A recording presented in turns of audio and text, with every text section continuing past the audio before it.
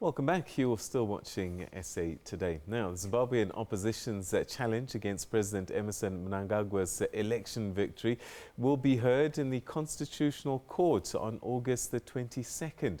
The Movement for Democratic Change Alliance leader has accused ZANU-PF and the Election Commission of ballot fraud in the July 31 vote. The Zimbabwe Electoral Commission said that there was no foul play. The results gave President Mnangagwa 2.46 million votes against 2.15 million votes for the opposition leader Nelson Chamisa. The Constitutional Court can throw the case out, declare a new winner, or order a fresh election. Now, this is Zimbabwe's first poll since the ousting of Robert Mugabe in November. So now we're now joined in studio by political analyst Professor David Moore to take us through these latest developments. And it's been quite a remarkable election, largely peaceful, right up until that fateful day when soldiers opened fire. But then it's been quiet again, and for the first time, really, genuinely, the Constitutional Court is hearing the case of the losing candidate. Again, this is something new. What do you make of this development?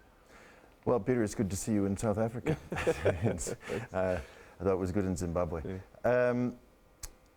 It's not quite quiet. There are lots of MDC people and supporters in hiding, and there are stories of soldiers going around and harassing people. So that's going on sort of under the radar. And so we have, I mean, that's a form of politics. And I think the Constitutional Court is both a legal process, but it's a form of politics as well. So we have the numbers which are floating around. We have all sorts of indications that there was a very sloppy poll, perhaps purposely so, but in many cases just sloppy. Like you have the same numbers of votes for different candidates on papers. You have sometimes over 100% of the people registered voting. You have 21 stations which disappeared. And all of these have numbers attached. So we end up with kind of an inflation for Mnangagwa's figures and a deflation for Chamisa's figures. And if you all added them up very carefully, and if the court was willing to do this, I think you'd have a case for Chamisa. So that makes us look at how neutral the court is.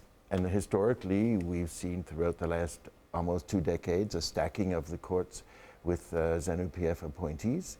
We saw in 2013, now this is interesting where you said the 22nd. So we basically got 2 days they have to make a decision, which is going to be interesting because it's going to be live streamed. So we'll all be watching. Certainly you and I will be. And in 2013, the court said, we don't have time to make a decision. It took 4 years to make a decision. I think that decision was made by Luke Malaba, who's the head of the Constitutional Court now, who was then deputy head. And it was, you know, it was a dissing decision. The people I've been talking to who are skeptical of the neutrality of the courts are saying that it could be thrown out on the basis that Nelson Chamisa did not ask for a recount within 48 hours. Now that could be a technicality, and really the technicality should not be enough to you know, for the court to say so. But they might. And I think the reason that the MDC was slow on getting those 48, on getting the numbers, is because it just took them a long time. I mean, you think of it. What do we have? 5 million votes, voters. We had 10,000 polling stations. Incredibly difficult for either the ZEC, which generally people say was incompetent at the best. So, if I'm reading between the lines here what you're saying that you're not entirely convinced that the court itself might be impartial. Yeah, I think you don't even have to read between the lines to see my interpretation in that sense. Luke Malaba has apparently made some good judgments in the past, but they've been like, oh, TV licenses are a good thing, and he's ruled against, you know, so. And I don't know the names of all the judges, but I understand there's a couple which are fairly neutral. But look, if you've got your farm, you don't want to lose it. There can be intimidation of other forms, which there have been in the past against political actors. And we have cases where, you know, polling agents that were in the MDC employ coming up and saying that they were abducted by military people. So we have the numbers, the stats, the arithmetic, all sorts of funny going on there. And also we have the intimidation during the election, which was much quieter than any election ever before, to be sure, but it was still there. Polling agents being taken out, being apparently told that they would have to sign the V11 forms off, and they weren't really accurate. The media stuff, even well after the election, like yesterday, Newsday, which is often seen to be a Mnangagwa paper, although it's supposed to be an independent paper, they published something under Blessing Vava's name. Blessing Vava's a media studies student here, and he's head of the Crisis Coalition in the regional sector. They had an article supposedly written by him saying, oh, if the opposition doesn't win, they complain about an improper procedure. He did get an apology, but I'm not sure if it was published. So even now, this media stuff that's going on.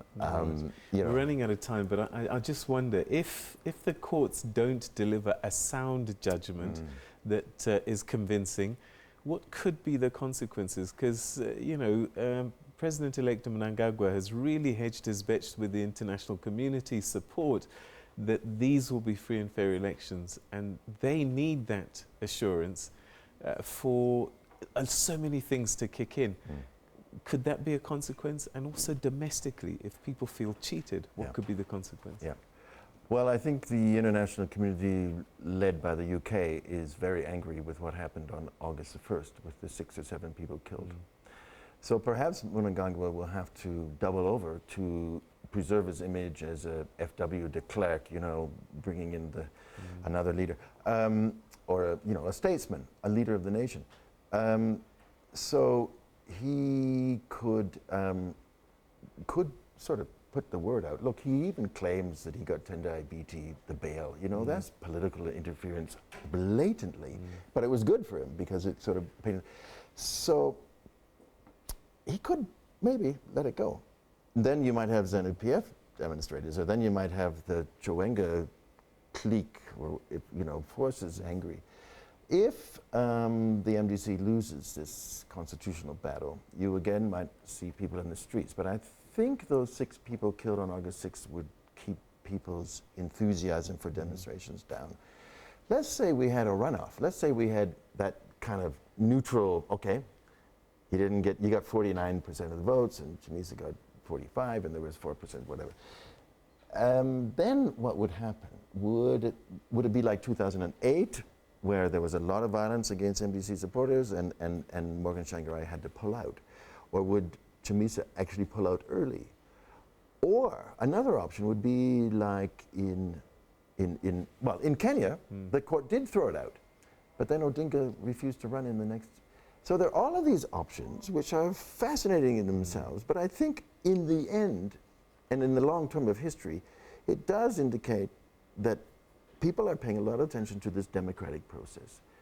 And, in spite of all the qualifications we've been talking about, I think it does represent a step forward, because people are putting bets on this one. All right, interesting, and I'm sure we'll be chatting again in the coming days as we look to the 22nd. Professor David Moore, always a pleasure talking to you. Thanks so much indeed. Thank you.